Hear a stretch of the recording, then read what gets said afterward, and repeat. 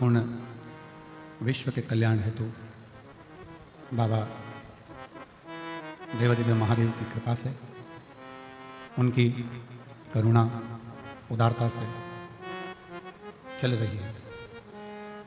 बठिंडा पंजाब की यह पवित्र पावन भूमि, जहाँ आप और हम सब भगवान शिव की पवित्र आनंदमय रसमय कथा श्रवण कर रहे हैं।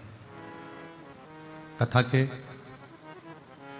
मुख्य यजमान श्री अमरजीत सिंह जी मेहता, अध्यक्ष Punjab cricket association, Shrimati Babita ji Mehta, Shri पदमजीत Singh ji Mehta, mayor Bathinda, सपना जी मेहता, बठिंडा पंजाब।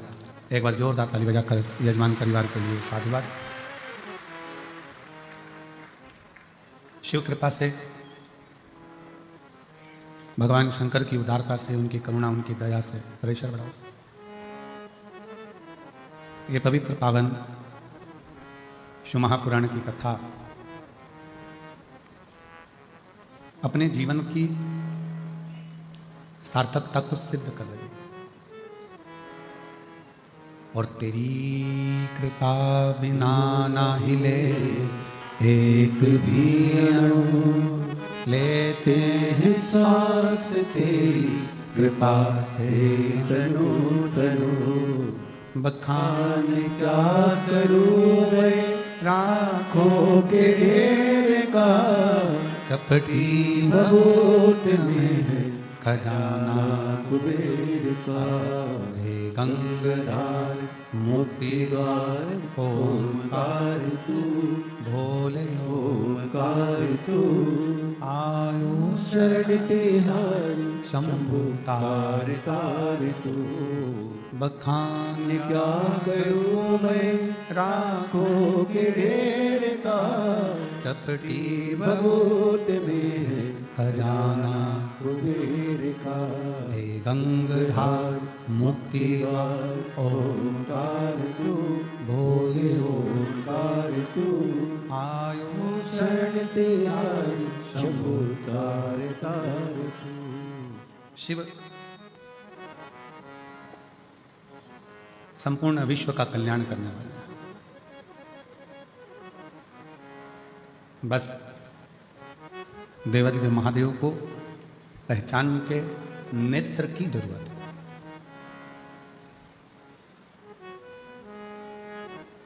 एक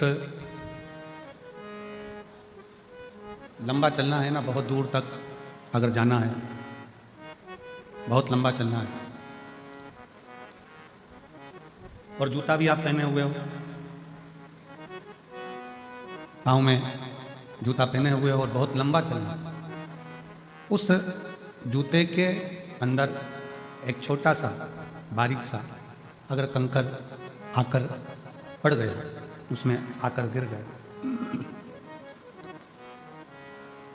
उस जूते के अंदर अगर एक छोटा सा भी कंकर आकर पड़ जाता है, गिर जाता है, रह जाता है, तो आप बहुत दूर तक नहीं जा सकते। कितना भी प्रयास करें, बहुत लंबा चलना है तो कंकर को जूते में से निकाल कर बाहर फेंकना पड़ेगा। उसी तरह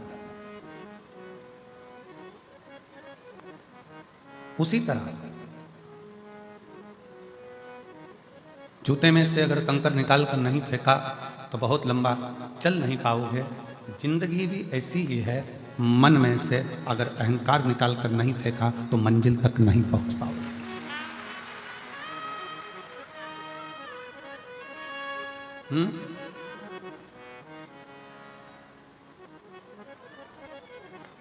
मंजिल तक नहीं पहुंच पाओगे। जूते में से कंकर का निकालना जरूरी है और मन से अहंकार का निकालना जरूरी है।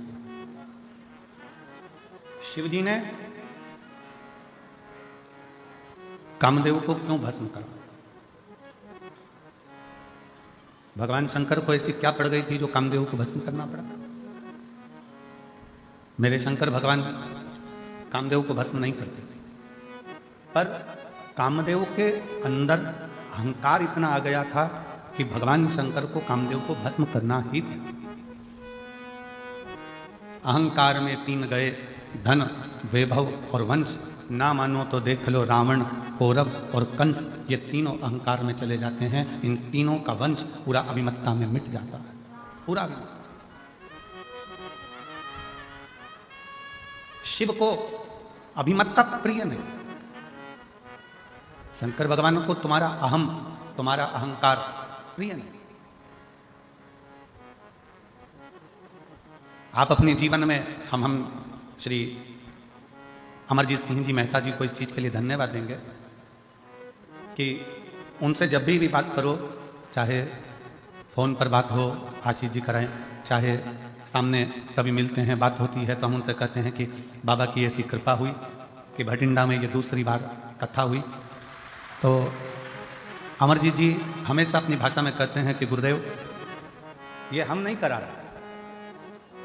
और मैं उनके बेटे को भी यही कहूँगा, पदम जी को, कि उनके मुख से भी यही शब्द निकलता है कि गुरुदेव, ये कथा, ये सत्संग, ये संगत हम नहीं करा रहे। ये तो कहीं स्वयं भटिंडा की भूमि पर, ये भटिंडा में रहने वाले रहवासियों के कोई पुण्य प्रबल हुए होंगे तो इन्होंने ये कथा करा। ये किसी साधारण व्यक्ति के बस का विषय है ही नहीं। शुक्र है।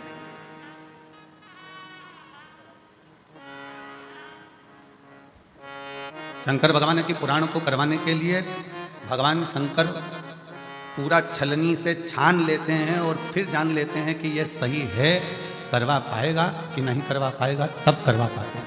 शिव है वो, ओगड़दानी।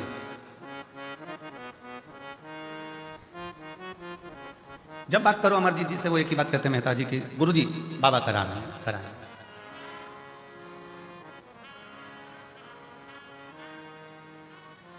वाहे गुरु जी का खालसा, वाहे गुरु जी करा रहे हैं, वो कराने वाला है, करा रहा है। इसमें हम नहीं। भगवान शंकर कामदेव को जलाकर इसलिए भस्म कर रहे हैं क्योंकि कामदेव के अंदर ये अहंकार आ गया था कि मैं शंकर की समाधि को तोड़ सकता हूं, मैं शिव की समाधि को तोड़ सकता हूं। मैं शब्द, मेरा संबोधन अहमता की निशानी है।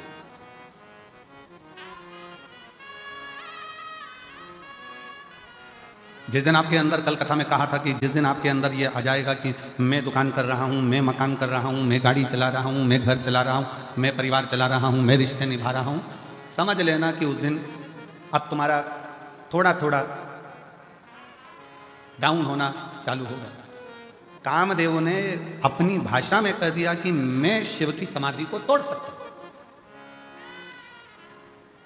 मैं शंकर भगवान की समाधि को तोड़ सकता हूं। मेरी जीजियों, मेरे जीजाओं, मेरी बेटियों, बेटाओं, मेरी माताओं, मेरे भाई, मेरी बहनों, एक बात बहुत सावधानी से सुनना। नवरात्रे आते हैं, नवरात्रे आते हैं। नवरात्रे में आप माता रानी के व्रत कर लेते हो, जोत जला लेते हो, माता रानी का व्रत करते, उपास करते, जागरण करते, जोत जलाते, पूजन करते, निवेदन करते। और अभी फिर चैत्री नवरात्रे आएंगे, आप फिर आराधना करोगे, फिर साधना करोगे, फिर जोत जलाओगे, फिर माता रानी को याद करोगे, फिर व्रत रखोगे। आप कितने भी व्रत करो, आप कितनी भी जोत जलाओ, आप कितना भी जागरण करो, पर 4 लोगों के सामने जाकर ये कभी मत कहना कि मेरे जैसा व्रत कोई नहीं कर सकता, मेरे जैसा जागरण कोई नहीं कर सकता, मेरी जैसी जोत कोई नहीं जला सकता। ये अभी मत कहना। आपके मुख से तो शब्द निकलना चाहिए, आपके मुख से तो वाणी निकलना चाहिए कि वो माँ अम्बा, जगदम्बा, दुर्गा भवानी, माँ वैष्णव रानी, माँ जगत जननी, माँ नैना, माँ मनसा, माँ कांगड़ा, माँ चिंतपूर्णी, माँ ज्वाला, उसकी जैसी इच्छा होती है वैसा व्रत करा लेती है, और उसकी जैसी इच्छा होती है वैसा जागरण करा लेती है, और उसकी जैसी इच्छा होती है वैसी जोत जला लेती है। हमारी सामर्थ्यता नहीं है। मेरा आपकी कृपा से सब काम हो रहा है, मेरा आपकी कृपा से सब काम हो रहा है। करते हो भोले बाबा मेरा नाम हो रहा है, करते हो भोले बाबा मेरा नाम हो रहा है। प्रभु आपकी कृपा से सब काम हो रहा है, भोले आपकी कृपा से सब काम हो रहा है। हमारा अहम हमें त्याग है, हमारी अभिमतता हमें त्याग है, हमारे भीतर का अहंकार हमें त्याग है।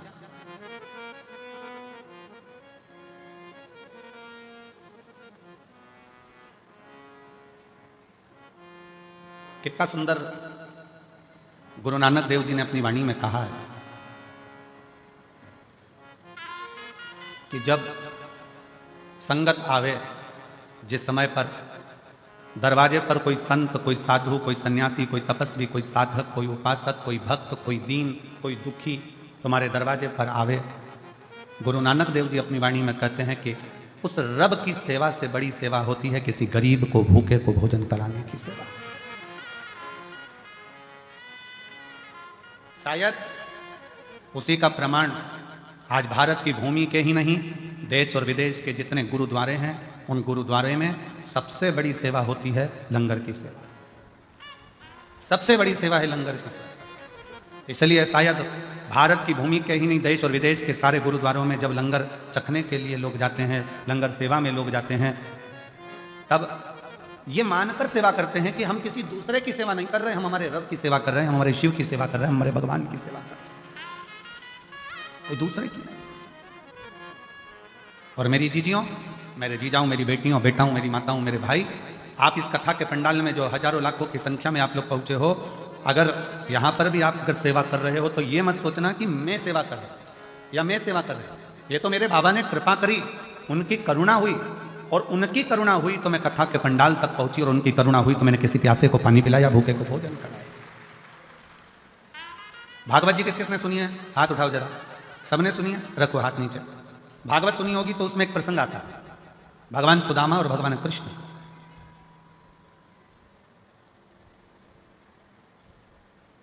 सुदामा जी की धर्म पत्नी सुदामा जी से रोज कहती है कि तुम कृष्ण के दरवाजे जाओ, तुम भगवान कृष्ण के द्वार पहुंचो। बार बार कहती है, प्रतिदिन रोज हर बार कहती है कि कृष्ण के दरवाजे जाओ।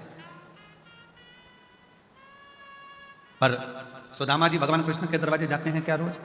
रोज कहती है सुशीला, सुदामा जी की धर्म पत्नी रोज कहती है, तो भी सुदामा जी भगवान कृष्ण के दरवाजे नहीं जाते।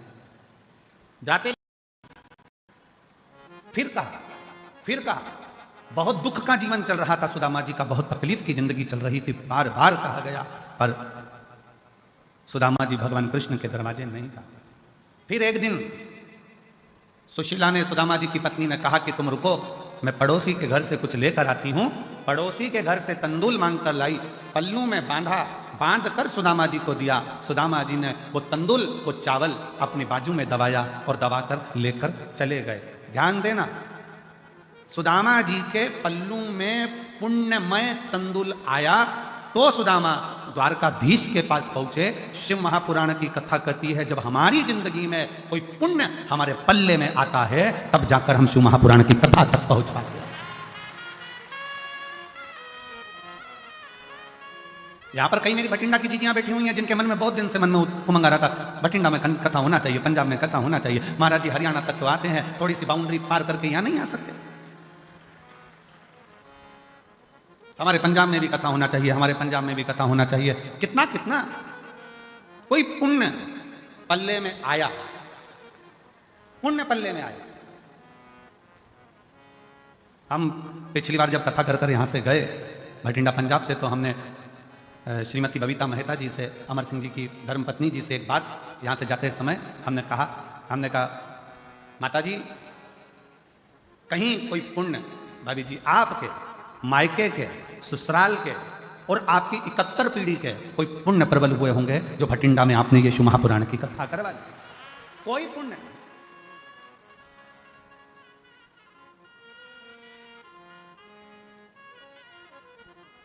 और मैंने तेरे ही भरोसे बाबा, तेरे ही भरोसे हवा विच उड़ती जावांगी, बाबा डोर हटो छड़ी राम में कटी जावागी भोले में तेरी पतंग शंभू में तेरी पतंग हवा बिच उड़ती जावागी बाबा डोर हटो छड़ी राम में कटी जावागी कोई पुण्य हमारे प्रबल होंगे। सुदामा जी के पल्लू में जो तंदूल पड़ोसन के घर का आया, चावल पड़ोसन के घर का आया, वो तंदूल जो सुदामा जी लेकर गए, पड़ोसन के घर का पुण्य सुदामा जी के पल्लू में आ गया। और वो पुण्य इतना प्रबल था कि उस पुण्य के बल पर सुदामा जी द्वारकाधीश के सामने जाकर खड़े हो गए। हमको इधर पंजाब का तो नहीं मालूम, पर हमारे मध्य प्रदेश में एक रीति चलती है कि दिवाली के समय पर, होली के समय पर, बैसाखी के समय पर, लोहड़ी के समय पर हमारे उधर ऐसी रीत चलती है कि हमारे घर से मिठाई दूसरे के घर जाती है और दूसरे के घर से मिठाई हमारे घर आती है। अब हमें पंजाब का तो नहीं मालूम, पर हमारे उधर तो ये रीत चलती है। इधर भी चलती है क्या? इधर भी है। अच्छा, फिर तो तुम हमारे जैसे ही और हम तुम्हारे जैसे, ठीक है। मतलब हमारे उधर ऐसी रीत है कि त्यौहार पर, बैसाखी हो, लोहनी हो, दीपावली हो, होली हो, उस समय पर संक्रांति हो, मकर संक्रांति, उस समय पर लड्डू जाता है, मिठाई जाती है। और मिठाई पड़ोसी के घर जाती है, रिश्तेदार के जाती है, फिर वहां से भी हमारे यहाँ आती है। और जितनी अच्छी अपने घर की नहीं लगती उतनी पड़ोसी के घर की लगती है। हमारी मासी जी के यहाँ से आई, मामा जी के यहाँ से आई, काका जी के यहाँ से आई, काकी जी के यहाँ से आई, वहां से आई। अच्छा, ऐसा प्रसंग नहीं है कि पड़ोसी के घर की ही मिठाई ठीक लगे, अपने घर भी अच्छी बनती है, पर ऐसा लगता है कि वहां से आई है।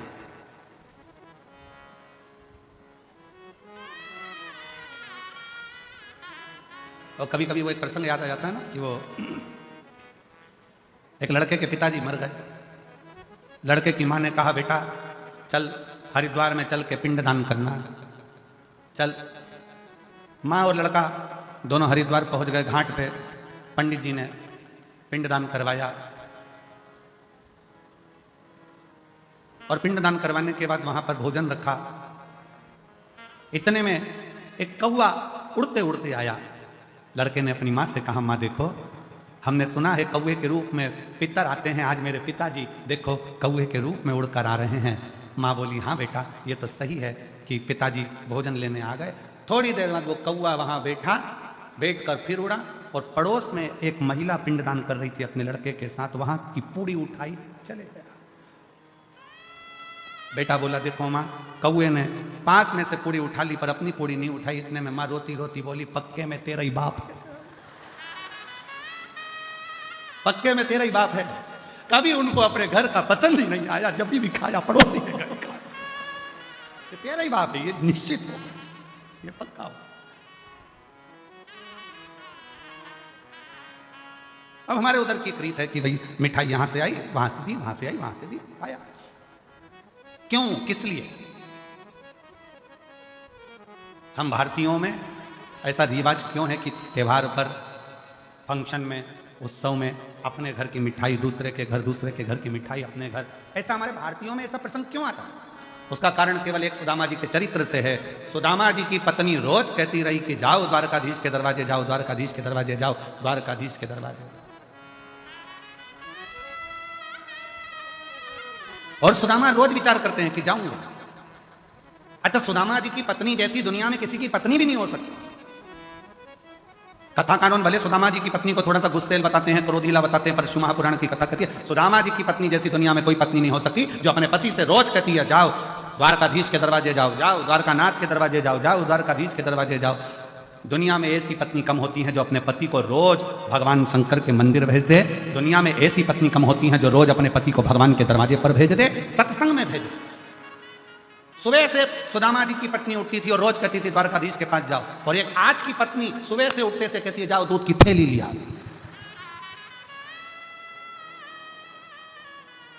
और ऊपर से भी फोन करती करती कह रही है ब्रेड का पैकेट भी लिया ना। और सुनो, आते आते आते आते देखिए ना, थोड़ा वो पार्लर वाली 3 दिन पहले गई थी, आई कि नहीं आई। तो पति बेचारा डिप्रेशन में आ गया, इसके टेंशन।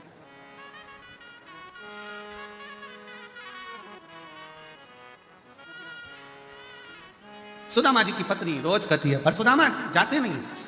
शिव महापुराण की कथा कहती है, जब तक पल्ले में पुण्य एकाग्रित नहीं होगा तब तक भगवान के दरवाजे, सत्संग में गुरु के दरवाजे तब तक आप नहीं पहुंच सकते जब तक आपके पल्लू में पुण्य ना हो। इसलिए हमारे भारतीयों में रीत है, पड़ोसी के घर से मिठाई आती है, हम पड़ोसी के घर मिठाई देते हैं कि हो सकता है हमने जितना भजन करा हो, हमने जितना पुण्य करा हो, उससे 4 गुना ज्यादा भजन पुण्य किसी पड़ोसी ने करा होगा तो उसका पुण्य हमारे खाते में आएगा और हम भी पार उतर जाएंगे। इसलिए उसकी रीत हमारे यहाँ।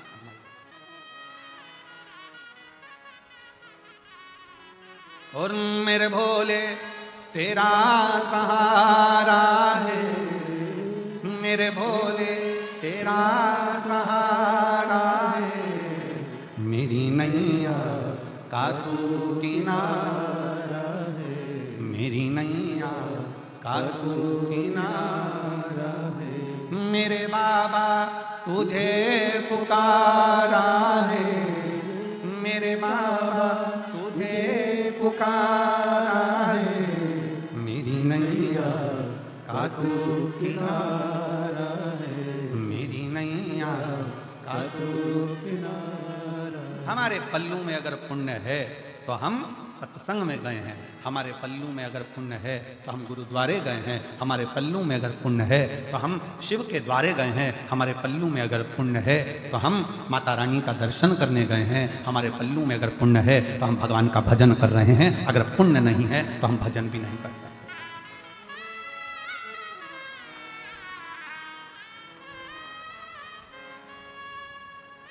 पुण्य अपने पास।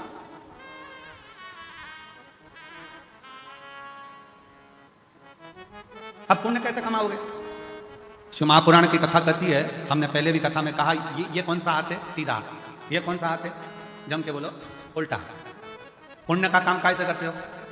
जम के बोलो जरा, सीधे हाथ। एक दिन इस उल्टे हाथ को बड़ा बुरा लगा कि जो भी कुछ करे तो यही करे, हवन करे तो ये, दान करे तो ये, पुण्य करे तो ये, सत्कर्म करे तो ये, अपन तो बेकार में पैदा हुए। इस उल्टे हाथ को थोड़ा सा बुरा लगा। एक ही एक बहू अगर सब काम करे तो दूसरी बहू को तो बुरा लगता ही कि बताओ, सास एक ही एक को पूछ रही है, सास एक ही एक को काम बता रही है, हम तो बुरे, हमारा क्या काम? इस हाथ को बड़ा बुरा लगा कि मैं काहे के लिए पैदा हुआ, क्या काम का मैं? जब सीधा ही सीधा हाथ सब काम करे, हवन करे, पूजन करे, अर्चना करे, दान करे, भोजन करे, सब कुछ करे, सीधे हाथ से ही करे, ये उल्टा तो किसी काम का नहीं है। एक दिन ये उल्टा हाथ एक गुरु के पास पहुंच गया और गुरु जी से कहा, गुरुदेव, भगवान ने मुझे पैदा ही क्यों करा? मैं किसी काम का ही नहीं हूं, सारा पुण्य तो इसके खाते में जा रहा है, मैं करूं तो करूं क्या? इतने में गुरु ने कहा, चिंता मत कर, तेरा नाम उल्टा हाथ है, मतलब तू किसी काम का नहीं है, फिर भी अगर तू एक काम कर, जो सीधा हाथ काम करे ना, तो तू इसको टच कर लिया कर, टच करेगा तो वो पुण्य के साथ तुझे भी थोड़ा थोड़ा पुण्य मिलना प्रारंभ हो जाएगा और तेरा कृपा, तेरा कल्याण हो जाएगा। ये आप सब लोग क्या कर रहे हो? अगर अमरजीत सिंह मेहता जी कथा करा रहे हैं या उनकी पूरी टीम कथा करा रही है तो उनके साथ सब मिलकर क्या कर रहे हो? थोड़ा थोड़ा टच कर कर, भैया कराओ, भैया होन दो, भैया हम भी करेंगे सेवा, भैया हम भी करेंगे। ये सब एक दूसरे को टच करा तो वो कहते हैं ना कि डीपी से कनेक्शन चला और डीपी से कनेक्शन चलते चलते चलते चलते सारे बल्ब जल गए। उसी तरह आपकी भी जिंदगी का उजाला आपने स्वयं कर लिया, स्वयं। भगवान शंकर की अविरल भक्ति, भगवान शिव की अविरल भक्ति का फल आपको प्राप्त, शिव तत्व आपको प्राप्त।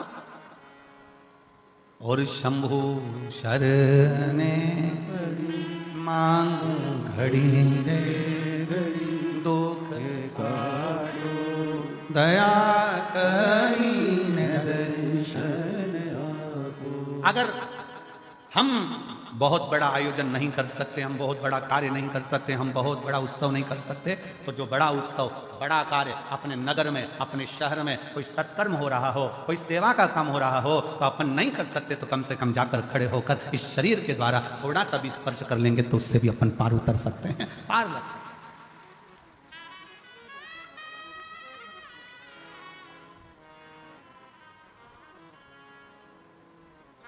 श्रेष्ठ कर्म हमारा हमें परमात्मा तक ले जाता है। श्रेष्ठ कर्म। एक महिला ने लिखा,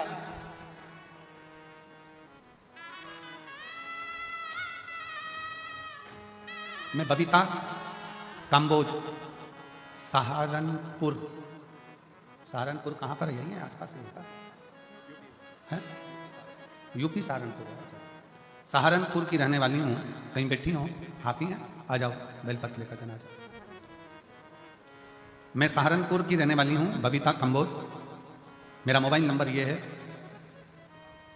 गुरुदेव, मैं वर्णन करना चाहती हूँ, जब पहला कोविड आया था 19 का, तब मेरे पति को कोविड हुआ और उनकी दोनों आंखें चली गई,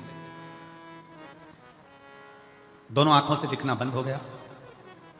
डॉक्टरों ने जांच करी, जांच करने पर डॉक्टरों ने कह दिया कि वो कोविड के कारण इनके आंखों की नली सूख गई है, उसके कारण इनकी आंखों की रोशनी मुश्किल है किया।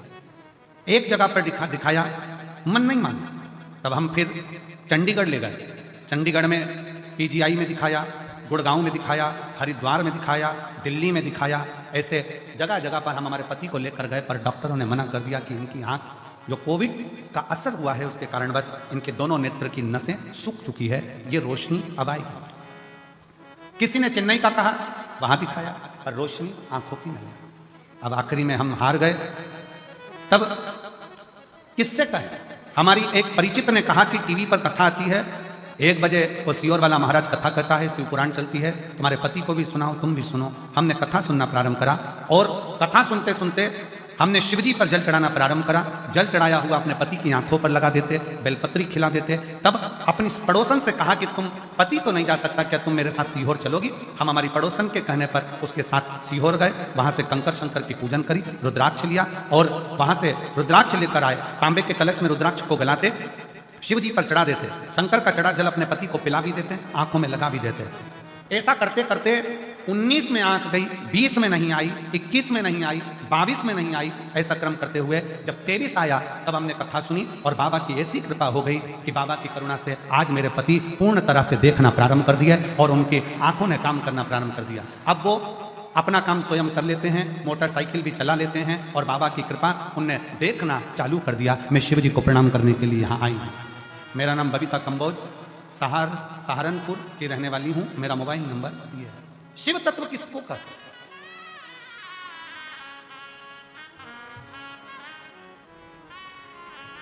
शंकर की भक्ति किसको कहते हैं? शिव की उदारता किसको कहते हैं?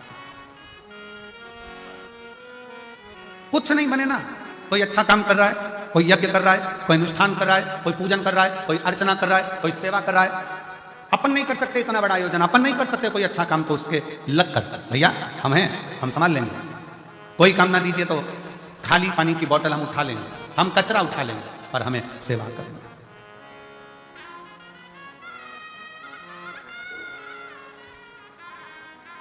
और भला किसी का कर न सको तो बुरा किसी का मत करना।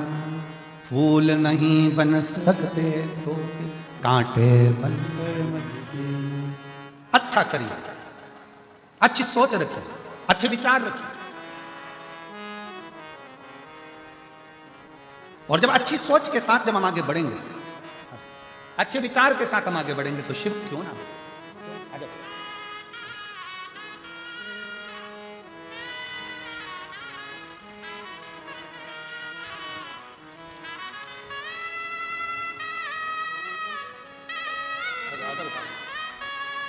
रोते नहीं है तो आंखें आ गई बाबा की कृपा है, रोना आंसू चले करते, आंसू बचे।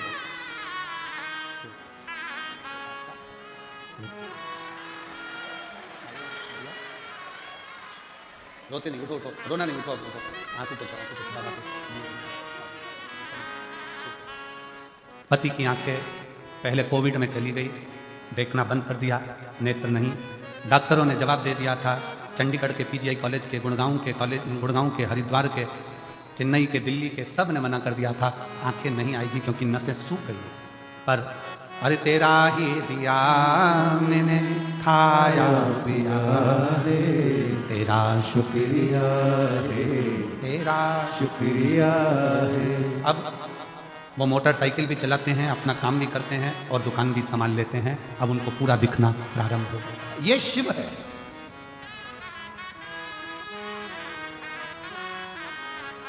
ये जायदाद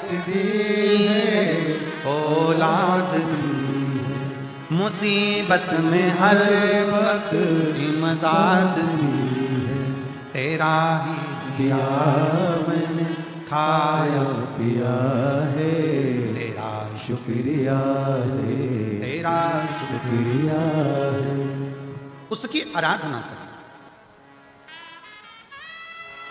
बिना किसी आडंबर के, बिना किसी दिखावे के।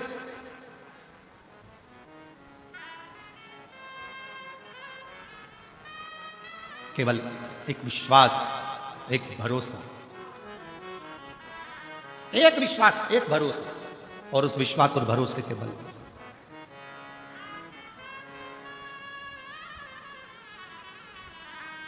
शिव महापुराण की कथा कहती है,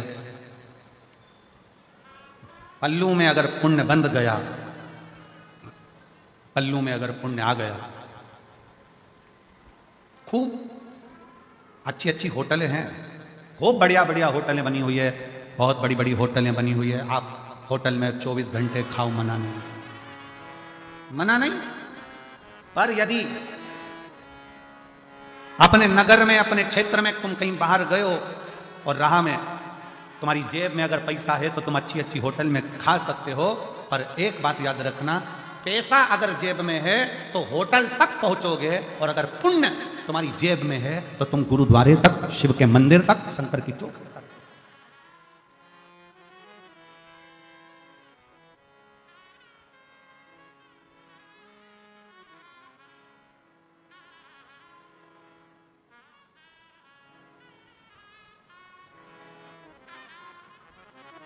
जेब में है तो एक बार की बात है, लगभग 15 साल हो गए होंगे, 15 साल से भी लगभग ज़्यादा हो गए होंगे, 15-16 साल के करीब में हो गए होंगे। हम बद्रीनाथ जा रहे थे, बद्रीनाथ जाते जाते बीच में रास्ता में थोड़ा सा पहाड़ पर्वत धंस गया हो और निकलने का रास्ता बंद हो। वहीं पंजाब के 2 बेटे, पंजाब के 2 लड़के, और मोटरसाइकिल से वो हेमकुंड साहिब जा रहे हैं। और पंजाब के वो दोनों बेटे जो हेमकुंड साहिब जा रहे थे, उन्होंने देखा कि यहाँ रास्ता बंद पड़ा हुआ है और सब लोग परेशान हैं, बच्चे भी परेशान हैं। वो दोनों लड़के गाड़ी को खड़ा करे, मोटरसाइकिल को साइड में, बुलेट को, और वो दोनों लड़कों ने तुरंत पत्थर उठाकर उस रास्ते को क्लीन करा, रास्ता साफ करा। जब रास्ता साफ हो गया तब हम नीचे उतरकर उन दोनों बेटों के पास में गए और हमने उन दोनों बच्चों से कहा, हमने कहा कि भाई, तुम्हारी मोटरसाइकिल पर, बुलेट पर तो इतने सारे कपड़े भी नहीं है, इतना सारा सामान भी नहीं है, फिर आप इतने ठंड में ऊपर जा रहे हो हेमकुंड साहिब के लिए, तो कैसे जाओगे? तो कहा, महाराज जी वहां सारी व्यवस्था है, सब व्यवस्था। फिर हमने उन बच्चों से कहा, हमने कहा कि बेटा एक बात तो पक्की है कि तुम्हारी जेब में नोट की गड्डी हो या चाहे ना हो, पर तुम्हारे दिल में पुण्य की गड्डी बहुत बड़ी पड़ी है, इसलिए बाबा बुला रहा है। जब पुण्य प्रबल होता है तब जाकर कोई सतमार्ग तक पहुंचता है, पुण्य प्रबल होता है तब कोई अच्छा काम कर पाता है, पुण्य प्रबल होता है तब कोई भूखे को भोजन करा पाता है, पुण्य प्रबल होता है तब किसी के घर में अतिथि मेहमान आते हैं, पुण्य प्रबल होता है तब किसी के दरवाजे पर कोई भूखा पहुंचता है। और अगर पाप प्रबल होते हैं तो दुनिया के लोग दूर हटते चले जाते हैं, केवल दारू कुत्ते पास में आते चले जाते हैं। केवल नशा, चाहे वो मदिरा का हो, जुए का हो, व्यसन का हो, स्त्री का हो, किसी भी तरह का नशेला व्यक्ति तुम्हारे से जुड़ते चले जा रहा है और भगवान दूर हटते चले जा रहे हैं। पहले मन करता था जाकर अरदास करने पहुंच जाते थे, पहले मन करता था तो मंदिर तक पहुंच जाते थे, पहले मन करता था गुरुद्वारे तक पहुंच जाते थे, पहले मन करता था तीर्थ तक पहुंच जाते थे। अब भगवान ने धन भी दे दिया, गाड़ी भी दे दी, ड्राइवर भी दे दिया, सत्ता भी दे दी, वैभव भी दे दिया, और भगवान के दरवाजे तक पहुंच नहीं पा रहे हो। समझ लेना कि धन तो बढ़ गया पर पुण्य खत्म होता चले गया, इसलिए परमात्मा दूर हटता चला। आप जितने बैठे हो अपने दिल पर हाथ रखकर बताना, पहले परिस्थिति डाउन थी, थोड़ा परिस्थिति बेकार थी, तब तीर्थ भी बहुत जाते थे, लोग तुम्हारे यहाँ आते भी बहुत थे, मिलने वाले भी बहुत आते थे, रिश्तेदार भी बहुत आते थे, कोई अच्छा काम होता था तो वो सब तुम्हारे यहाँ हो जाता था। पूजन, सत्संग, कथा, हवन, यज्ञ, क्यारी माता की चौकी, जोत आदि आदि सब हो जाता था, वाणी जी हो जाती थी, जो कुछ करना चाहते थे वो सब तुम्हारे घर पर होता था। अब जैसे जैसे घर बड़ा हुआ, महल बड़ा हुआ, गाड़ियां बढ़ी, मोहल्ले में सब कुछ तुम्हारी अटारी हवेली सब बन गई, और धीरे धीरे अब पुण्य का काम कम होता चला जा रहा है। समझ लेना कि हमारा पुण्य समाप्त हो गया, इसलिए हमसे भगवान की पूजन, पाठ, आराधना, संगत भी दूर होती चली जा रही। क्यों हो रही है? वो नजदीक आना चाहिए। पहले छोटा सा घर था, मेहमान ज़्यादा आते थे, घर बड़ा हो गया, मेहमान जाना चालू हो गया, मेहमान नहीं आते। कारण क्या है? घर तो बड़ा हो गया पर दिल बड़ा करना भूल गए, मन बड़ा करना भूल गए। हृदय को बड़ा रखिए, मन को बड़ा रखिए, दिल को बड़ा रखिए। और जब हृदय बड़ा हो, एक पत्र है देखिए बड़ा सुंदर,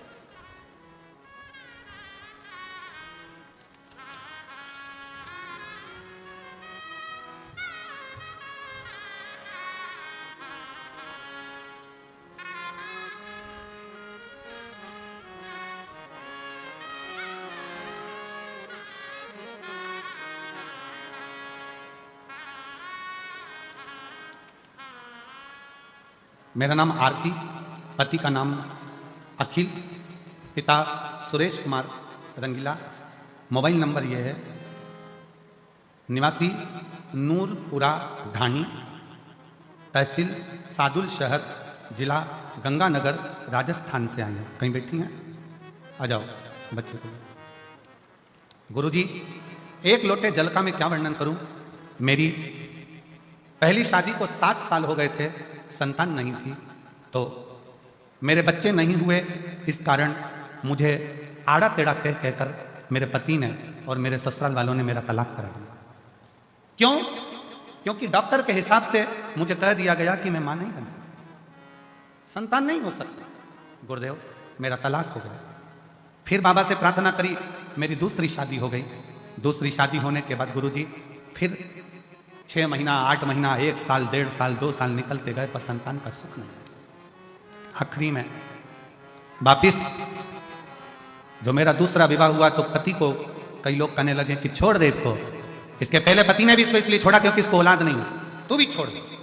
तब डॉक्टरों को दिखाया, डॉक्टरों ने तो मना करा, पर आखिरी में उसी हॉस्पिटल में एक दरवाजे पर एक प्यून खड़ा था, उस प्यून के कहने पर मैंने शंकर को मंदिर में जाना प्रारंभ करा, 1 लोटा जल चढ़ाना प्रारंभ करा, और आस्था चैनल पर जो कथा आ रही थी उस कथा को सुनना प्रारंभ करा। फिर मैं 2024 में भटिंडा पंजाब की कथा सुनने के लिए आ गई। बाबा को झोली पसार कर पंडाल में से कहकर गई, बाबा कहीं मेरा दूसरा तलाक भी ना हो जाए, मुझे औलाद देने की जवाबदारी तेरी है। तब बाबा की कृपा से 5 महीना भी पूर्ण नहीं हुआ और शिव की कृपा से मेरा गर्भ ठहर गया और बाबा की कृपा से मुझे संतान की प्राप्ति हुई। मैं बाबा को यहाँ प्रणाम करने के लिए आया हूँ। गुरुदेव, 4 दिसंबर को मेरे घर में संतान की प्राप्ति हुई है। मैं शिव को नमन करने के लिए। शिव, एक लाइन अच्छी लिखी है, बाबा ना जाने कितनी बेटियों का भाग्य इस शिव महापुराण ने लिख दिया, नहीं तो कई बेटियां तो रोती ही रही।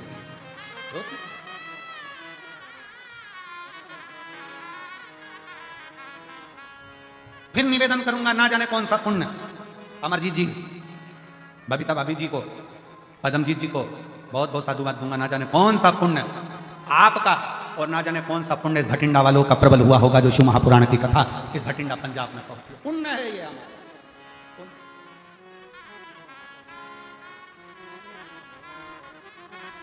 उस पुण्य की फल जब भीतर का अहम परमात्मा और हमारे बीच में आएगा तो वो अहम हमें परमात्मा से दूर करता जाएगा। अहम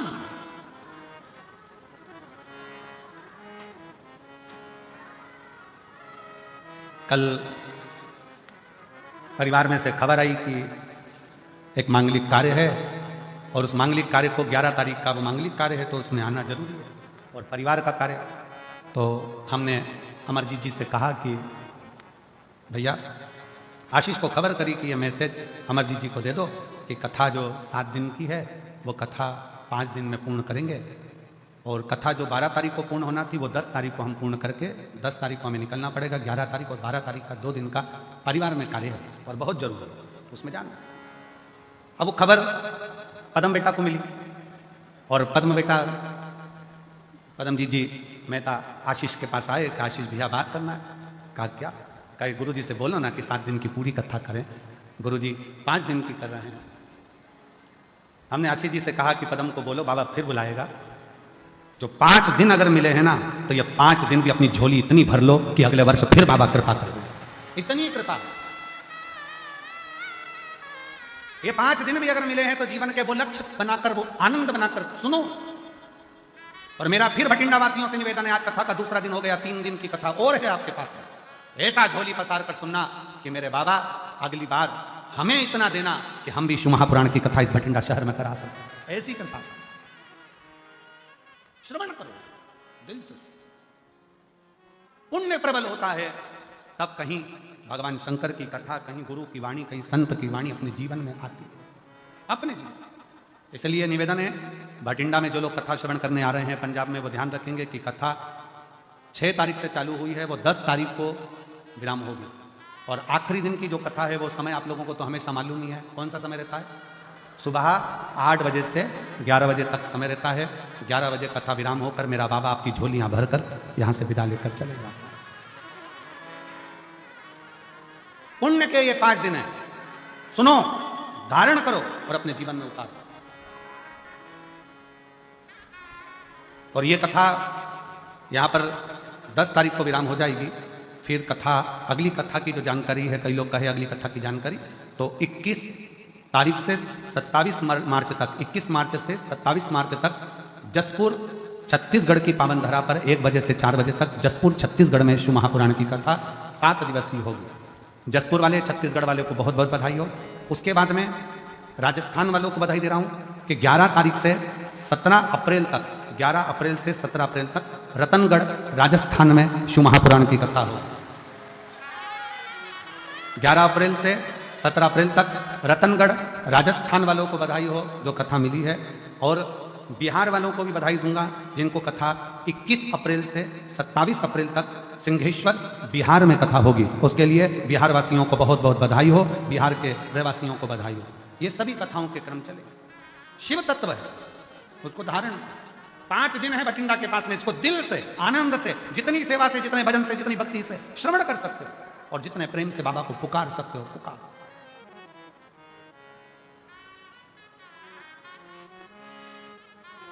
शिव कथा कर, भगवान शंकर का चरित्र कर, शिव महापुराण की कथा कर रही है। भगवान शिव का चरित्र कथा है।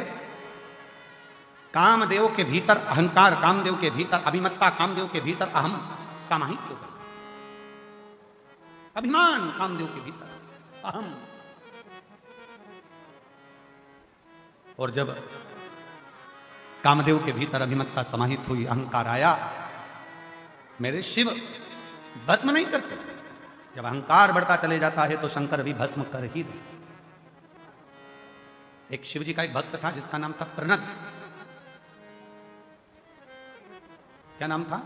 प्रनद। शिव जी का परम भगत था। क्या करता था वो कि कभी भी जिंदगी में उसने अन्न को ग्रहण नहीं किया, अन्न खाता ही नहीं, पानी पीता, पेड़ों की पत्तियां तोड़कर भगवान का श्रृंगार करता और उसी पत्ती का सेवन करता। कभी अन्न को उसने छुआ ही नहीं।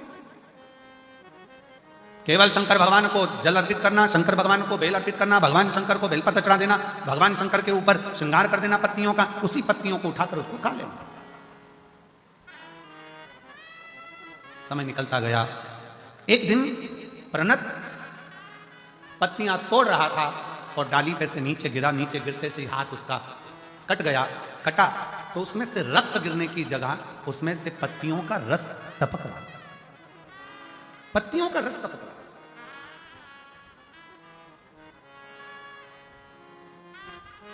और जब पत्तियों का रस टपकते हुए उस प्रणत ने देखा तो बड़ा खुश हुआ और खुश होकर आज चिल्ला चिल्ला कर कहने लगा कि मैंने अन्न को छोड़ा था, केवल पत्तियों का सेवन करा था, इसलिए मेरे शरीर में अब रक्त बचा ही नहीं। अब मेरे शरीर में केवल केवल पत्तियों का रस है, उसके सिवाय कुछ नहीं। अब जिस शंकर की वो आराधना करता था, जिस शिव की वो आराधना करता था, वो आराधना भी, क्योंकि उसके अंदर रक्त ही खत्म हो गया, वो तो पत्तियों के रस उसके शरीर में से टपक रहा है, तो उसके अंदर अहंकार आ गया, अभिमान आ गया।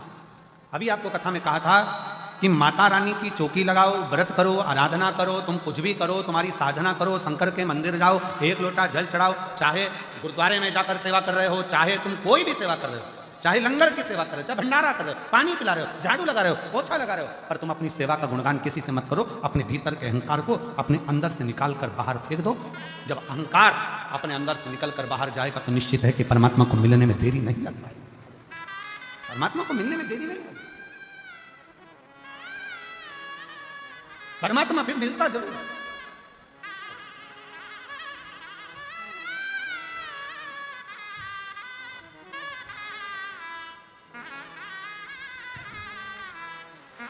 संभव संभव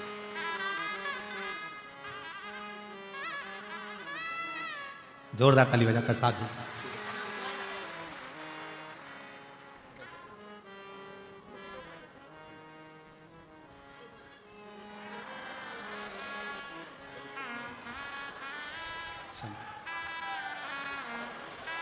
शिव कृपा से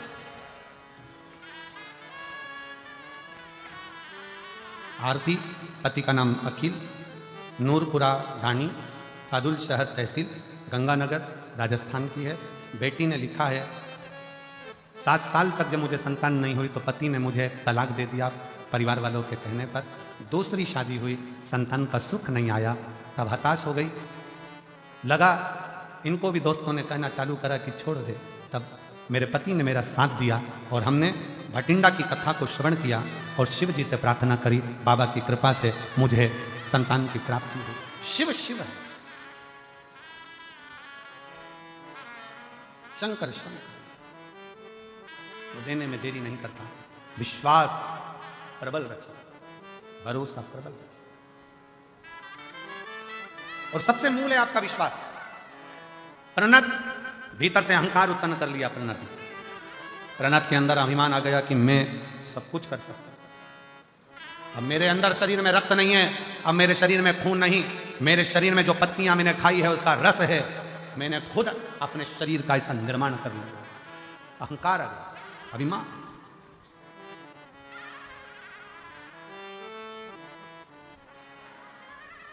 और फिर निवेदन है, हिम्मत बुरे कर्म कर बंदे वरना पछताएगा, भगवान की आंखों से बच नहीं पाएगा, तू बच नहीं पाएगा।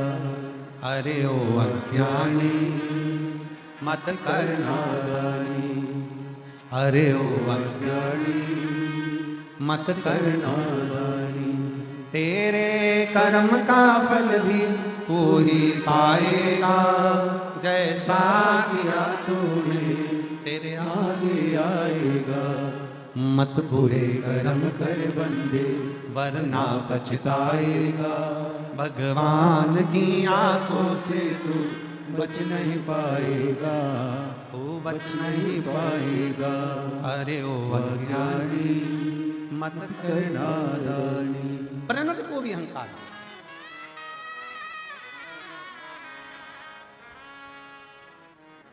जो भगवान की भक्ति करने वाले हैं, जो भगवान का भजन करने वाले हैं, जो भगवत नाम स्मरण करने वाले हैं, उनसे निवेदन है जितने जितने भगवान के करीब में जाते जाओगे उतना उतना तुम्हारे अंदर कहीं अहंकार ना आता जाए।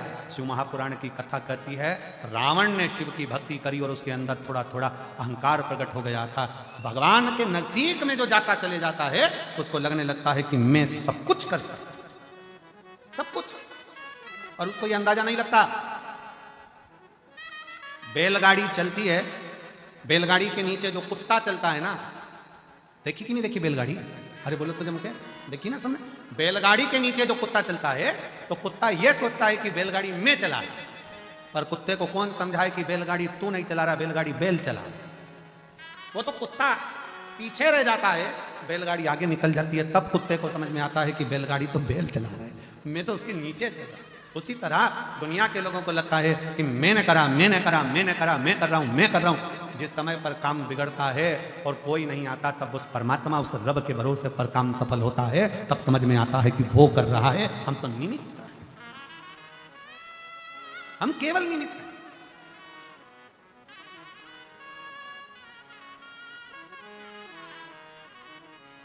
ओ पालनहारे निर्गुण हो तू तुमरे बिना हमारा कौन नहीं। हमारी उलझन सुलझाओ भगवन, तुमरे बिना हमारा कौन नहीं। तुमरे बिना हमारा कौन नहीं। कौन होगा? हमको लग रहा है हम कर रहे हैं। हम एक दिन एक सेठ जी ने कहा अपने परिवार वालों को देखकर, मेरे परिवार के लोग मुझे कितना प्यार करते हैं। ऐसे कई बैठे हैं जो कहते हैं मेरा पोता, मेरी पोती, मेरी पत्नी, मेरा बेटा, मेरी बहू, मेरा घर, मेरी पत्नी। अगर मैं मर गया मेरे पीछे पूरा परिवार मर जाएगा। जैसे ही सेठ जी कह रहे थे इतने में उनके गुरु जी आ गए। अब गुरु तो गुरु है, और गुरु जी ने आकर तुरंत उसी समय पर, गुरुदेव ने आकर उसी पल, उसी घड़ी, उसी क्षण आकर कहा, सेठ जी क्या बात है? सेठ जी कह रहे हैं, गुरु जी मेरी पत्नी मुझे बहुत प्रेम करती है, मेरा परिवार मुझे बहुत प्रेम करता है, मेरे पोता पोती, मेरे बच्चे बहुत प्रेम करते हैं। अगर मैं मर गया तो मेरा परिवार पहले मर जाएगा। इतने में गुरु जी बोले, एक सीरियल का थोड़ा सा नाटक, थोड़ा सा टॉपिक हमको भी दिखा दो। एक बार मेरा मन है थोड़ी देर के लिए ऐसे चक्कर खा के नीचे गिर जाओ। हमें देखना है तुम्हारे मरने पर तुम्हारी पत्नी मरती कि नहीं मरती, तुम्हारे बच्चे मरते कि नहीं मरते। सेठ जी बोले, पागल हो गए गुरु जी, ऐसा कोई मरता है क्या?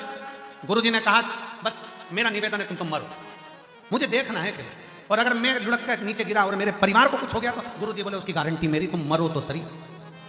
अब इतने में सेठ जी बोले, ऐसे कोई मरता है? गुरु जी बोले, बस तुम तो ऐसे चक्कर खा के नीचे गिर जाओ, मैं डॉक्टर को बुलवाऊंगा, उसको कह दूंगा डॉक्टर साहब तुम तो कह दो मर गए, और डॉक्टर को भी बाजू में रखूँ, तुम चिंता मत करो, बस तुम तो देखना कि तुम्हारी पत्नी और बच्चे मर गए, मेरे पत्नी बच्चे मेरे चक्कर में, तो वो मैं सब कर लूंगा, तुमको मरो।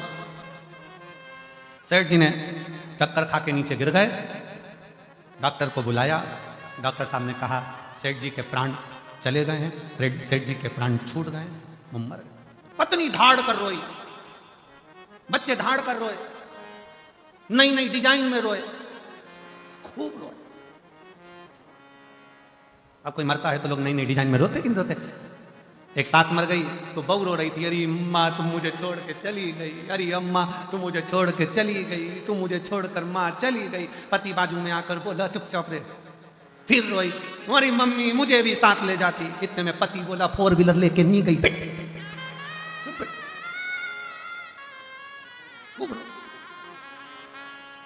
अब पत्नी रोई खूब चिल्ला चिल्ला कर।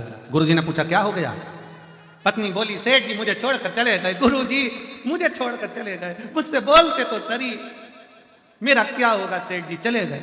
इतने में गुरुजी बोले, चिंता मत कर, मेरे पास में एक पुड़िया रखी है, ले, इस पुड़िया में एक भभूति है, वो भभूति तू खाएगी, तू खाएगी, मर जाएगी, पति जिंदा हो जाएगा। इतने में पत्नी रोती रोती बोली, वो तो कह रहे थे अब तुझे ही संभालना, तुझे। पति सो रहा था, उसने थोड़ी सी आंख जैसी खोली, मन में सोचा मैंने तो ऐसा कभी नहीं बोला। उठने वाला था, इतने में गुरुजी ने चिमटा खोल दिया, पड़े रहे, पड़े। थोड़ी देर बाद बेटा रोया। गुरुजी ने पूछा क्यों रो रहा है? पिताजी चले। पिताजी ये भी नहीं बताया कि किससे कितना लेना था। बाप को लग रहा है मर गया, वो नहीं दिख रहा, लेनदारी की पड़ गई। तू क्यों रो रहा है? पिताजी ने तो कहा ये ले बूटी, तू खा ले, तू खाएगा तू मर जाएगा, तेरा बाप तेरा पिता जिंदा हो जाएगा। इतने में बेटा रोते रोते बोला, पिताजी कह रहे थे बेटा सारी दुकान अब तुझे ही देखना है, इनको शांति से जान दो, पिताजी को जान। बाप गुस्से में लाल हो गया, पिता गुस्से में लाल। छोटा सा पोता रो रहा था, तू क्यों रो रहा है? मेरे दादाजी चले गए, दादाजी चले गए। गुरुजी ने कहा ले ये पुड़िया तू खा, तू खाएगा तू मर जाएगा, दादाजी जिंदा हो जाएंगे। इतने में छोटा सा पोता गुरुजी के पास गोदी में आके बैठ गया। ओ गुरुजी तुम खा जाओ ना, तुम खाओगे दादाजी जिंदा हो जाएंगे, तुम मुंह पर। कौन है वावारी दुनिया, मतलब की दुनिया में किसी का कोई नहीं। कौन किसका? व्यर्थ व्यर्थ। इसलिए निवेदन है महाराज, मेरे बाबा के दरबार में सबका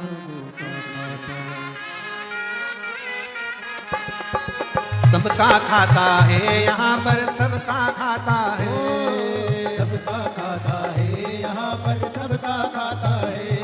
वो सबका खाता है, यहाँ पर सबका खाता है। सबका खाता है, यहाँ पर सबका खाता है। शिवलहरी के दरबार में सबका खाता है। शिवलहरी के दरबार में सबका खाता है। भोले बाबा के दरबार में सबका खाता है।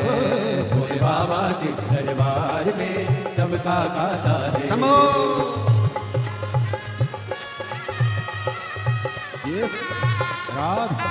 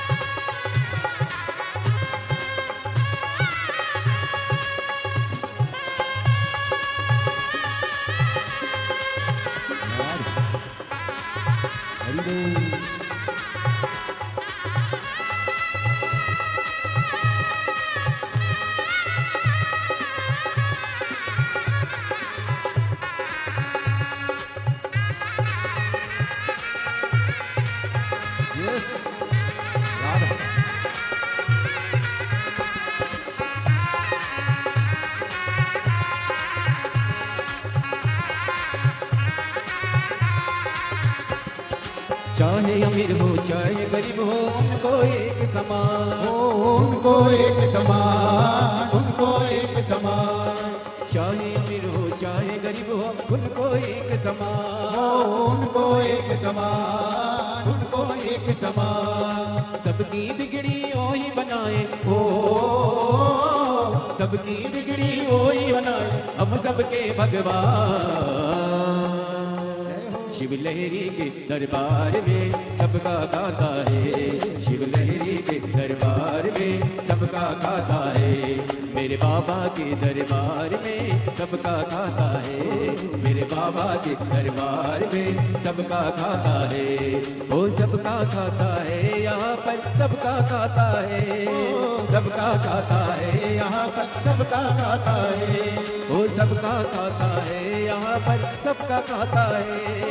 सबका खाता है, यहाँ पर सबका खाता है। मेरे बाबा के दरबार में सबका खाता है। मेरे बाबा के दरबार में सबका खाता है।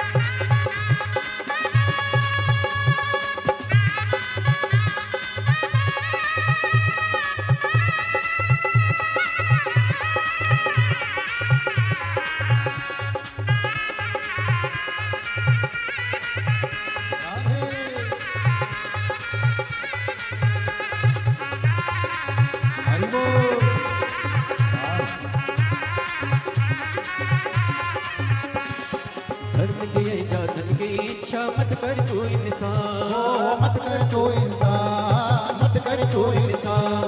बस धर्म किए जा धन की इच्छा, मत कर तू इंसान, मत कर तू इंसान, मत कर तू इंसान। जैसा तेरा कर्म है वैसा हो, जैसा तेरा कर्म है वैसा फल देता भगवान। मेरे बाबा के दरबार में सबका खाता है, मेरे बाबा के दरबार में सबका खाता है। शिव लहरी के दरबार में सबका खाता है, शिव लहरी के दरबार में सबका खाता है। वो सबका खाता है, यहाँ पर सबका खाता है, सबका खाता है, यहाँ पर सबका खाता है। भोले बाबा के दरबार में सबका खाता है, भोले बाबा के दरबार में सबका खाता है।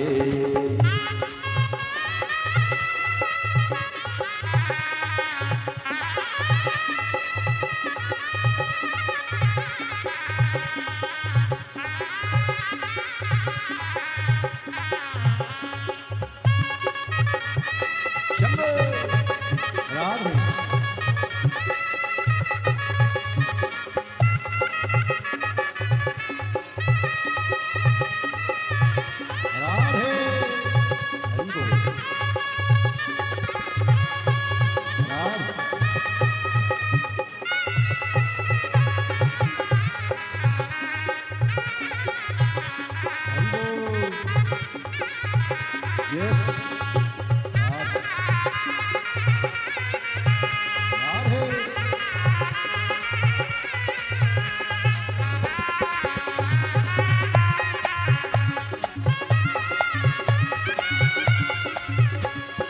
देख समझ ले मानो तू है 2 दिन का मेहमान, 2 दिन का मेहमान, 2 दिन का मेहमान। वो देख समझ ले मानो तू है 2 दिन का मेहमान, 2 दिन का मेहमान, 2 दिन का मेहमान। कितने आकर चले गए हैं ओ, कितने आकर चले गए कोई जाने को तैयार। मेरे बाबा के दरबार में सबका खाता है, मेरे बाबा के दरबार में सबका खाता है। भोले बाबा के दरबार में सबका खाता है, भोले बाबा के दरबार में सबका खाता है। वो सब यहाँ पर सबका खाता है, सबका खाता है, यहाँ पर सबका खाता है। वो सबका खाता है, यहाँ पर सबका खाता है, सबका खाता है, यहाँ पर सबका खाता है। बाबा के दरबार में सबका खाता है, भोले बाबा के दरबार में सबका खाता है। भोले बाबा के दरबार में सबका खाता है, भोले बाबा के दरबार में सबका खाता है। डमरू वाले के दरबार में सबका खाता है, डमरू वाले के दरबार में सबका खाता है। शंभू बाबा के दरबार में सबका खाता है, शंभू बाबा के दरबार में सबका खाता है। अपने स्थान पर बैठकर भगवान शिव से अपने मन का भाव अवश्य कहें, दिल से प्रार्थना करें, निवेदन करें, दिल से प्रार्थना करें, निवेदन करें, विनय करें, विनती करें और बाबा को अपने मन का भाव अवश्य कहें। जहाँ जगह मिले वहाँ बैठकर शिव जी को हृदय से प्रार्थना करें। सब लोग साथ में बोलेंगे, साथ में हृदय से बाबा को विनय करें, निवेदन करें, प्रार्थना करें।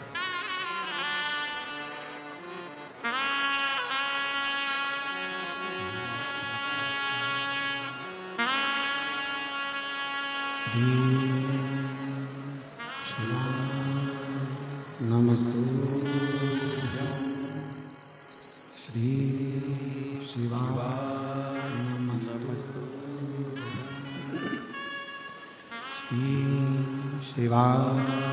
नमस्तु, श्री शिवाय नमस्तु, श्री शिवाय नमस्तु। भोला सब दुख काटो, ओ भोला सब दुख काटो।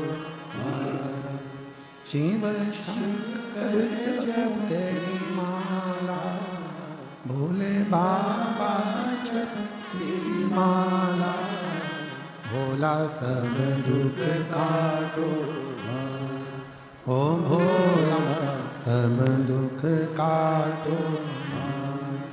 वेश है मंगल मंगलकारी, वेश है मंगल मंगलकारी। शमशान वासी शमशान वासी ओ भोला सब दुख काटो। ओ भोला सब दुख काटो।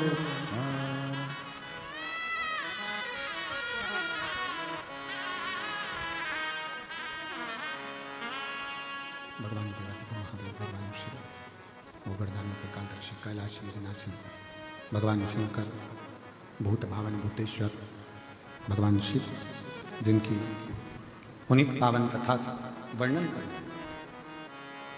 अहम को दूर पटक कर, अहंकार को दूर फेंक कर ईश्वर के करीब में जब आओगे तो ईश्वर आपको स्वीकार करेगा। ईश्वर आपको स्वीकार करेगा। अहंकार रखकर ना सत्ता सुख देती है, अहंकार रखकर ना परिवार सुख देता है, अहंकार रखकर ना ज्ञान सुख देता है, अहंकार रखकर ना कुटुंब सुख देता है। जिस दिन अभिमान को छोड़कर परमात्मा की शरणागति में हृदय लेकर जाओगे, दिल लेकर जाओगे, परमात्मा उसको स्वीकार कर लेता है। भगवान स्वीकार कर लेता है। कामदेव के भीतर का अभिमान, अहंकार कामदेव को भस्म करा दिया।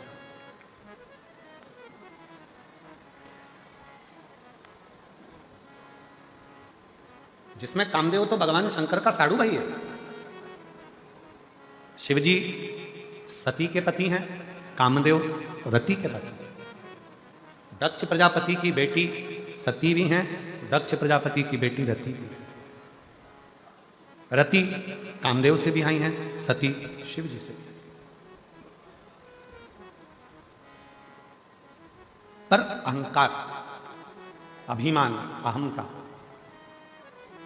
ये बर्बाद कर देते हैं, बर्बाद। जिस समय आपके मुख से मैं मेरा मेरा मेरा निकलना प्रारंभ हो जाए, समझ लेना कि व्यर्थ। गुरु नानक देव जी महाराज जी का एक चरित्र बड़ा सुंदर आता है। बाल्य अवस्था थी गुरु नानक देव जी की, और किराने की दुकान पर, एक किराने की दुकान पर बाबा जी बैठे हुए। कोई आया 5 किलो चावल दे दो, कोई आया 5 किलो ज्वार दे दो, कोई आया 10 किलो बाजरा दे दो, कोई आया ये दे दो, कोई आया वो दे दो। गुरु नानक देव जी की बाल्य अवस्था की छोटी सी अवस्था में नानक देव जी बैठे थे। तभी एक ग्राहक आया और आकर बोला, 13 किलो मुझे बाजरा दे दो। बस नानक देव जी की बुद्धि में वो 13 ऐसी चित्तवृत्ति में आया कि अब जो सामान लेने आता है, नमक लेने आया तो 13 किलो, चावल लेने आया तो 13 किलो, बाजरा लेने आया तो 13 किलो, आटा लेने आया तो 13 किलो, दाल लेने आया तो 13 किलो। अब तो केवल 13 सेठ जी को मालूम पड़ा कि ये नानका तो बड़ा गजब का काम करे है कि सबको 13 किलो दे रहा है। कोई 2 किलो ले तो 13 किलो, और 50 किलो ले तो 13 किलो। नानक जी के पास आकर सेठ जी ने पूछा, ए नानका ये क्या कर रहे हो, सबको 13 दिए जा रहे हो। नानक जी ने कह दिया, इस संसार में कुछ भी मेरा नहीं, हे परमात्मा सब तेरा है, इसलिए 13 को भाव सब।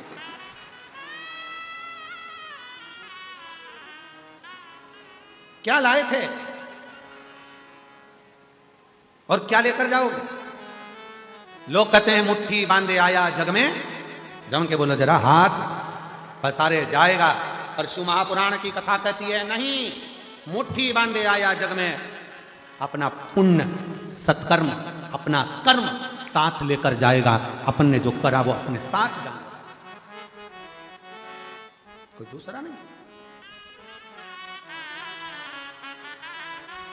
अपना कर्म साथ जाएगा। अपन जैसा कर्म करेंगे वो हमारे साथ में जाना, कोई छूटना नहीं।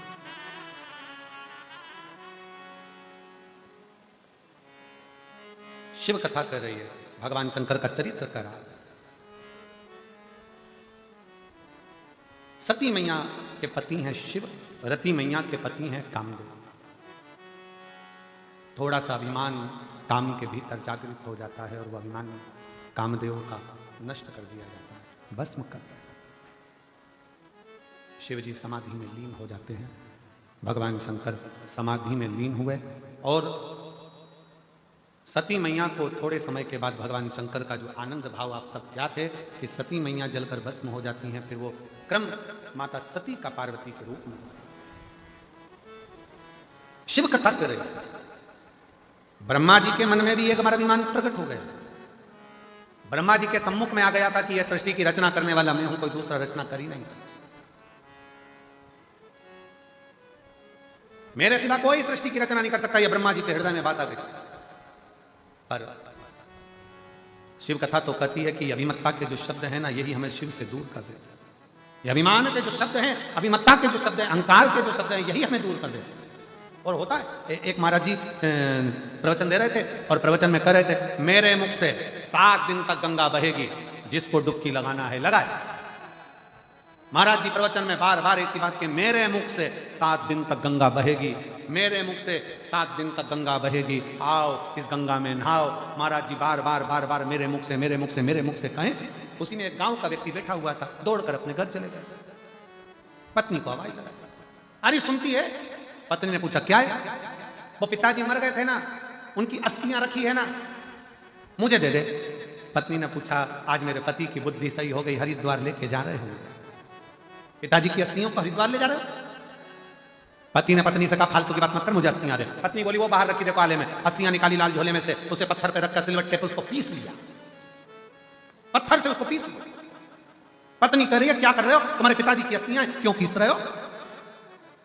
पति कुछ नहीं बोला, पीस कर पुड़िया में बांध कर अस्थियों को, पुड़िया में बांध कर उन अस्थियों को लेकर कथा में बैठ गया और पत्नी को भी ले गया, चल जल्दी से। और कथा में बैठा। जैसे महाराज जी ने कहा, मेरे मुख से 7 दिन तक गंगा बहेगी, डुबकी लगाओ। उठकर खड़ा हो गया महाराज, लो प्रसाद खाओ, लो प्रसाद। महाराज जी ने प्रसाद लिया, व्यासपीठ पे बैठ के ही खा गए। जो खाए तो दांत में वो चर्र बोले। अब जैसे ही वो चर्र बोले, महाराज जी ने पूछा, क्या खवा दिया? खड़े होकर बोला, महाराज जी पिताजी की अस्थियां बहुत दिन से रखी थी, पत्नी कहती थी गंगा में खवाओ, गंगा में खवाओ, गंगा में डालाओ, गंगा में खवाओ। आप रोज कह रहे थे मेरे मुख से गंगा बह रही है, 7 दिन डुबकी लगाओ। हमने सोचा हरिद्वार कौन जाए, अपने गांव में गंगा आई तो उसी में खवा रहे, कौन जाए हरिद्वार? महाराज जी ने उसके बाद कभी मुख से नहीं कहा कि मेरे मुंह से गंगा बह रही है, मेरे मुख से। मैं का जो संबोधन है, ये मेरा और मैं का जो संबोधन है, यही अभिमत्ता का संबोधन, यही। और शिव को यह प्रिय नहीं। प्रणत ने यह अभिमान का शब्द बोल दिया कि मैं रक्तहीन हूं, मेरे शरीर में रक्त नहीं है। प्रणत कहता है कि मेरे शरीर में मैंने जो तप करा, मैंने जो साधना करी, मेरे शरीर में वो पत्तियों का रस भरा गया, मेरे शरीर में रक्त नहीं। ठीक है, रक्त नहीं, नहीं। प्रणत की, शंकर भगवान की अविरल भक्ति को छोड़कर प्रणत जब अभिमान में डूब गया तो स्वयं भगवान शंकर एक बूढ़े का रूप रखकर आ गए और बूढ़े का रूप रखकर आकर कहा, रे प्रणत, मैंने सुना है कि तेरे शरीर में रक्त नहीं है, शरीर तूने अपने बल पर तैयार कर लिया। चल एक काम करते हैं प्रणत, तेरी भी उंगली को जलाकर भस्म बनाकर दिखा दे और मेरी भी उंगली को मैं जलाकर भस्म बनाकर दिखा। शिव बूढ़े का रूप रखकर आए। प्रणत ने कहा, इतनी सी बात, मैं शंकर का भक्त हूं, मैं शिव का भक्त। प्रणत ने अपनी उंगली को जलाया तो उसमें से भस्म नहीं निकली, पर शंकर ने बिना जलाए ही उंगली को केवल अग्नि में तपाया और उंगली में से भस्म निकलना प्रारंभ हो गई। बस प्रणत संसार सागर में आने के बाद कभी अपने मुख से ये शब्दों का संबोधन ना किया जाए कि मैं कर। एक पत्र है बड़ा सुंदर, देखिए।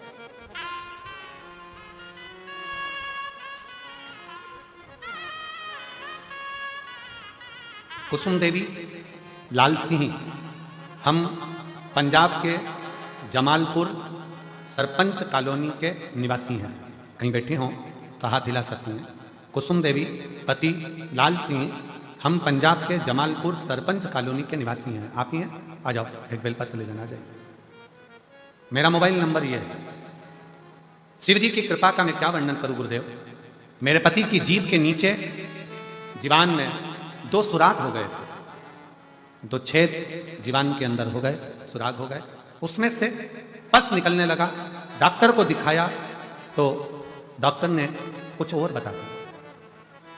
हमारे पास में इतना पैसा नहीं कि हम बहुत बड़े डॉक्टर के पास जाएं, इलाज करें।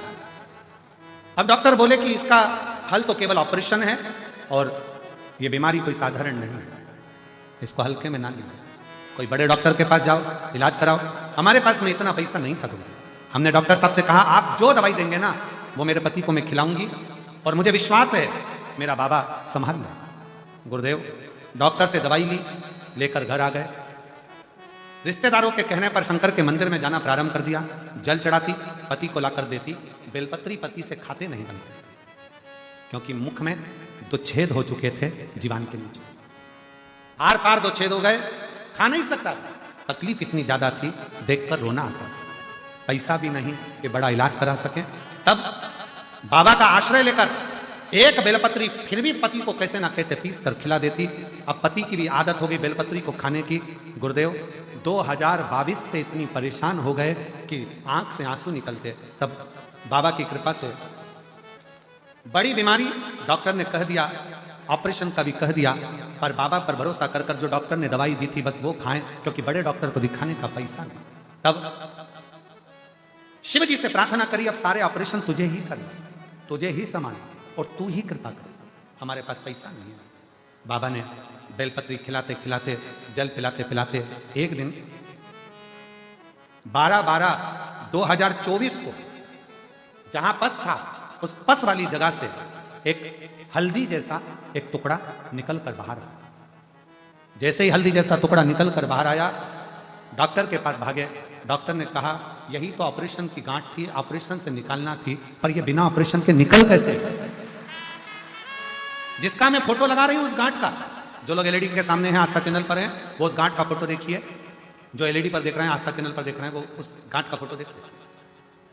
डॉक्टर बोले कि इसी गांठ को निकालने का तो ऑपरेशन करना था। 12/12/2024 को गांठ अपने आप निकल गई।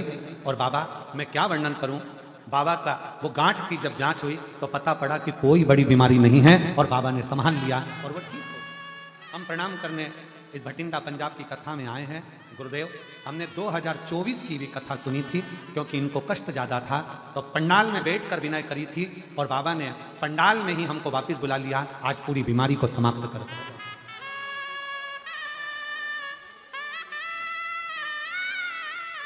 एक लाइन अच्छी लिखी है बेटी ने, स्मरण करें। बेलपत्र, बेलपत्र रोइए नहीं बाबा।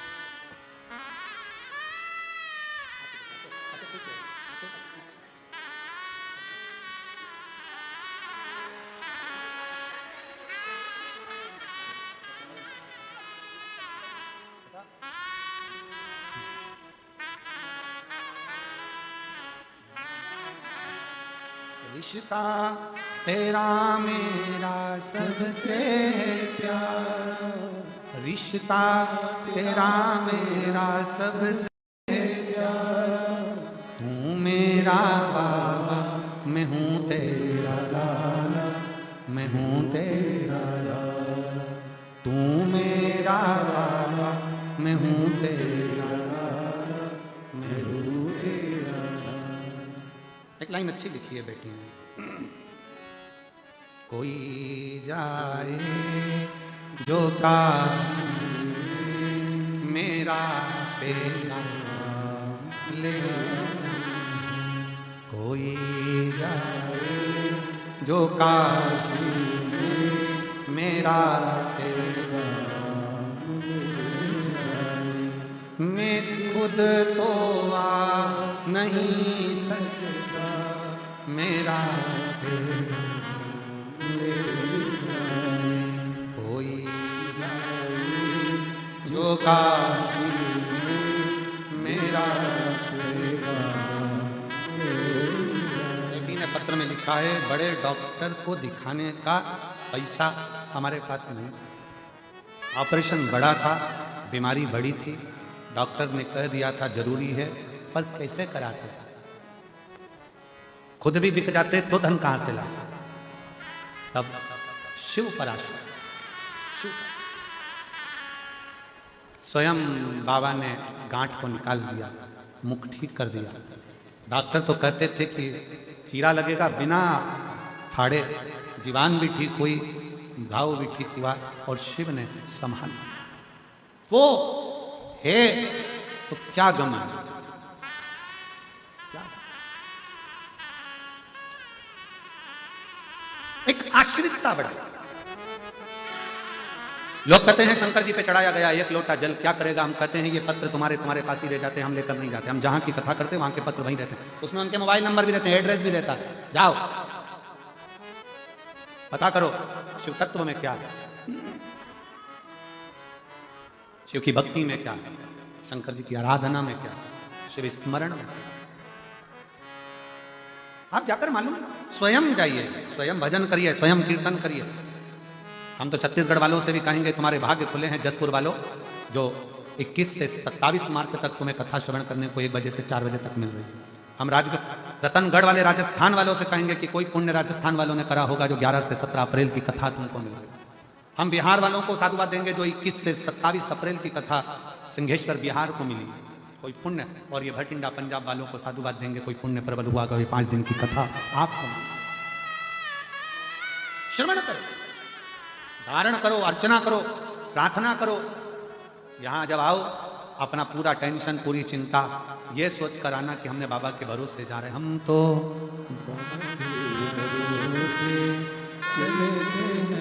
हम तो बाबा के भरोसे चलते हैं, ये दुनिया वाले चलते हैं।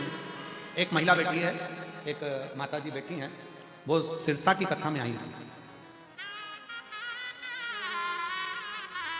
जिला फतेहाबाद, रतिया, हरियाणा की रहने वाली हूँ। संतोष शर्मा, पति का नाम जयसिंह शर्मा। कहीं बैठी हो तो हाथ हिला सकते। फतेहाबाद, रतिया, हरियाणा की रहने वाली हैं। संतोष शर्मा, पति का नाम जयसिंह शर्मा।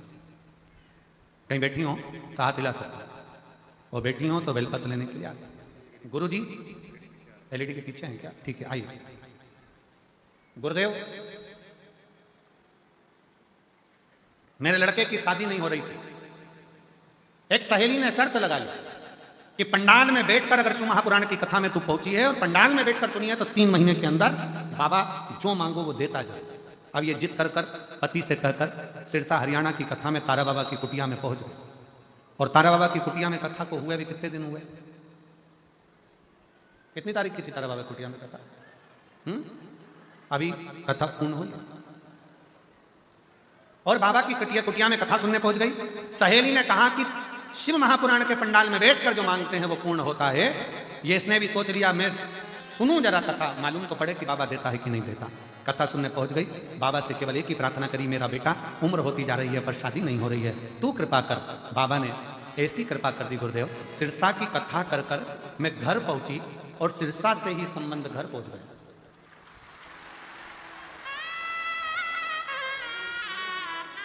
गुरुदेव, लड़की वालों ने कहा, क्योंकि मैं बाबा को बोलकर आई थी कि भटिंडा की कथा में सियोर वाला महाराज बोला है कि सिरसा में मेरा प्रार्थना करना तो भटिंडा में पत्र आएगा। अब मुझे यह देखना है कि भटिंडा के पहले शादी होती है। गुरुदेव, सिरसा से ही पत्र आया, सिरसा से ही संबंध आया और लड़की वालों ने कहा कि 4 दिन के अंदर शादी पक्की कर विवाह करना है। और मेरे घर में बहू भी आ गई और शादी भी हो गई और मैं भटिंडा में प्रणाम करने के लिए। अब कितना दिन हुआ है? अच्छा, ये कई लोगों की आदत रहती है भोलेनाथ को चैलेंज देने की। अब उनको समझाए कौन कि बाप है बाप, अपन सब उसकी औलाद।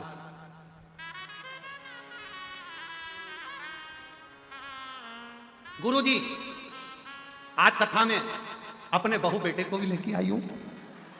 शिव कृपा, अरे तेरा ही दिया मैंने खाया पिया, तेरा शुक्रिया, तेरा शुक्रिया, मुझे भोले बाबा ने बहुत दे दिया, तेरा शुक्रिया, तेरा शुक्रिया।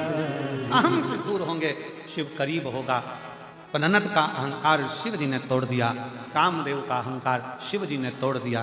ब्रह्मा जी का अहंकार आया था ब्रह्मा जी को कि सृष्टि मैं रच रहा हूं। ब्रह्मा जी का झूठ बोलना और उनके अहंकार को तोड़ देना। शंकर भगवान ने अपने नख को तोड़ा, फेंका, काल भैरव प्रकट कर कर उस काल भैरव से भगवान शंकर ने कहा कि इस ब्रह्मा के सिर को काट दे। झूठ बोलने वाले उस अहंकारी सिर को ब्रह्मा के शिव ने काट दिया। शिव ने काट, केतकी का फूल झूठ बोला, शिव ने उसको विश्राम। केतकी सारे देवताओं पर तू चढ़ेगा, पर शंकर पर केतकी का फूल नहीं चढ़ेगा। नहीं,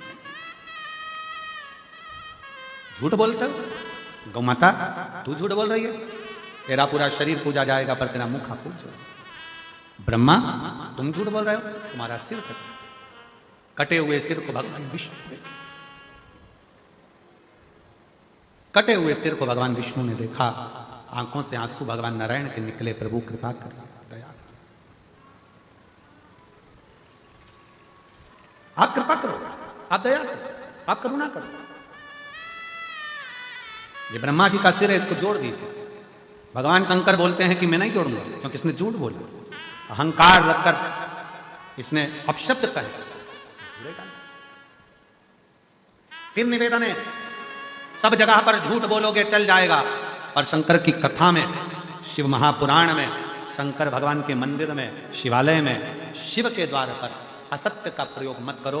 हम तो यहाँ तक मेरी जीजियों से, जीजाओं से, बेटियों से, बेटाओं से, मेरी माताओं से, मेरे भाइयों से निवेदन करना चाहेंगे, आप जितनी देर कथा में बैठो ना, उतनी देर घर से संकल्प लेकर आया करो कि मैं कथा में बैठूंगी, शंकर जी की झूठ नहीं बोलूंगी। किसी का फोन आया, पूछा कहाँ हो, कथा में बैठी।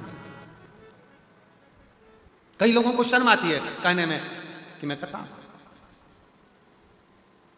गुरुद्वारे जा रहे हो, सेवा कर रहे हो, कहने में संकोच मत करो। फोन आया, गुरु के दरवाजे पर बैठे हो, गुरुद्वारे में बैठे हो, फोन आया, कहाँ हो, संकोच ना करते हुए सत्य बोलिए कि मैं गुरु के द्वार पर हूं, गुरुद्वारे में आज सेवा करने के लिए आया हूं, आज लंगर सेवा कर रहा हूं, आज ये सेवा कर रहा हूं, आज वो सेवा, बूट उठाने की, जूता उठाने की, चप्पल उठाने की सेवा करने। छाती ठोक कर कहो, सत्य कहो। शिव की प्रियता सत्य में, इसलिए सत्यम शिवम। जहां सत्य है वहां शिव है, जहां शिव है वहां जीवन सुंदर है। बस यही जीवन का एक सार तत्वता है कि सत्यम शिवम। झूठ क्यों बोल, असत्य क्यों बोल? ये जितना जितना पहले 1G था, जीबी, वो 1G था, फिर 2G आया, फिर 3G आया, फिर बोलो तो जम के 4G आया, अब 5G आ गया। अगली तैयारी हो रही है 6G, फिर 7G, फिर 8G। ये जितने नेटवर्क जितना पावर से बढ़ रहा है, उतना ही मनुष्य आलसी होता चले जा रहा है। पहले लोग नंबर याद रखते थे कि इसका नंबर, मेरे बेटे का नंबर 9, ऐसा ऐसा ऐसा। आज के जमाने में पत्नी तक का नंबर नहीं मालूम, पति को कि इसके मोबाइल का नंबर क्या है। नंबर याददाश्त कमजोर होती चली जाती, कमजोर। 3 माताएं आपस में बात कर रही थी, सहेलियां। तीनों ने कहा, हम एक बोली मेरा पति बहुत भुलक्कड़ हो गया, दूसरी बोली मेरा भी पति सब भूल जाए, तीसरी बोली मेरा भी भूल। तीसरी ने पूछा क्यों री तेरा पति क्या करता? तो कहा कल कथा सुनने गया था, चप्पल भूल गया। दूसरी बोली तेरा तो फिर भी ठीक है, मेरा पति तो प्रसाद का दोना, खुद का इतना सारा प्रसाद मिला था वो सब छोड़ आया और दूसरे का प्रसाद उठा के लिया, इतना भूल गए, प्रसाद तक को भूल गए। तीसरी बोली तुम दोनों के पति तो फिर भी ठीक है, कल मैं बाजार में से, मंडी में से सब्जी खरीद रही थी, इधर से मैं सब्जी खरीद रही थी, टमाटर, वो मेरे बाजू में खड़ा होकर खरीद रहा था भिंडी, और मेरे पास में आकर बोलता है बहन जी मैंने आपको कहीं देखा है। अब बताओ तुम्हें क्या करना?